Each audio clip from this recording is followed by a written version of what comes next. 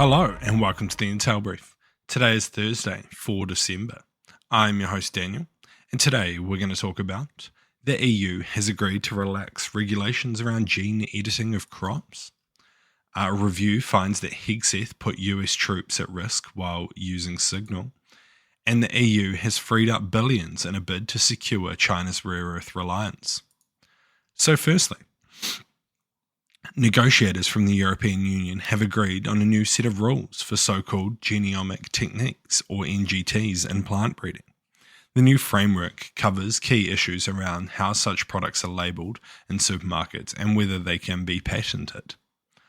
The new techniques, such as gene editing, are breeding methods used to change a small part of the genetic material of an animal, plant, or microbe.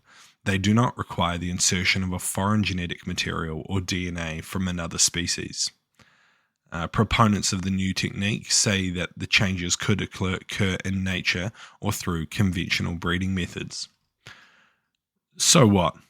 I think this is a good move.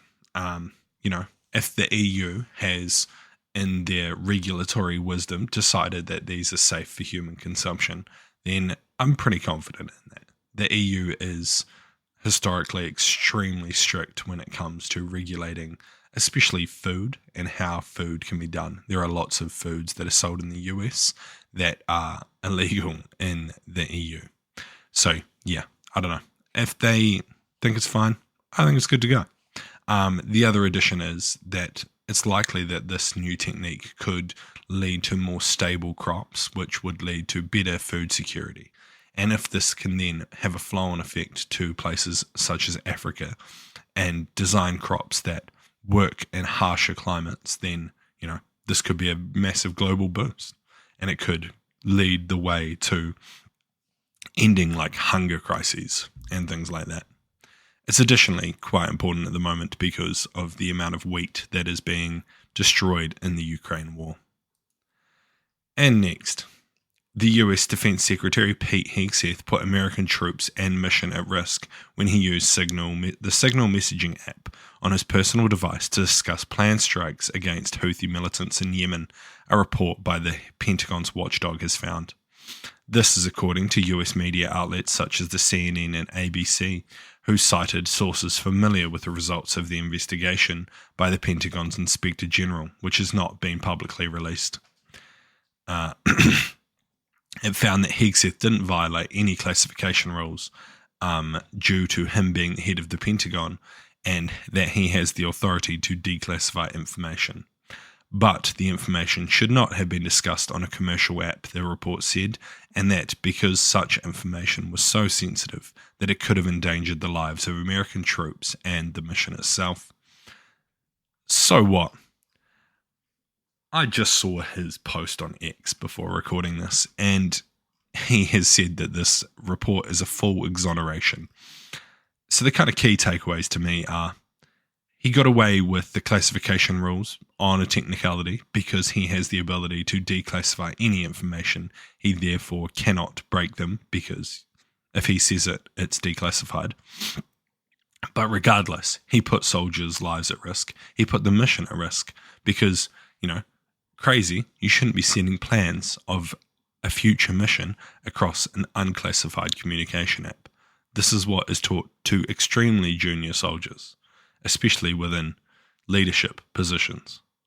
It's just ridiculous. And his, claiming on X that he has been fully exonerated just goes to show the level of arrogance that this man has and the level of just disregard he has for standard weight practices, and he just doesn't care, in my opinion. He just thinks that whatever, I can do whatever I want. Trump likes me, I'm good to go. And as long as he keeps kissing Trump's ass, then he's fine.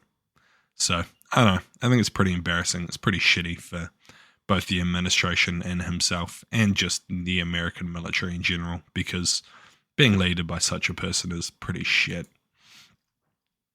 And lastly, the EU's executive on Wednesday announced new policies looking to coordinate the purchase and stockpiling of raw materials, such as rare earth minerals that are critical for automotive, electronics and defence industries.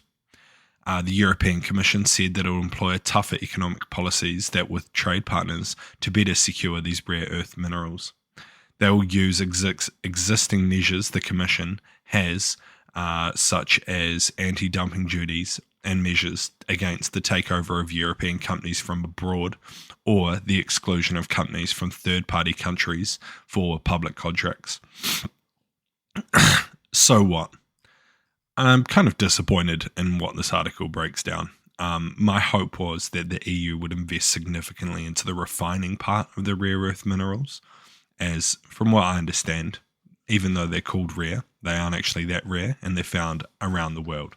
And there are significant stockpiles within the EU. It's just that refining them is basically only done in China at scale. So I was hoping that the EU would then look at building large refining capabilities, possibly within countries in the EU that have weaker economies, as this would be a great way to boost your economy and build an industry that is extremely critical at the moment.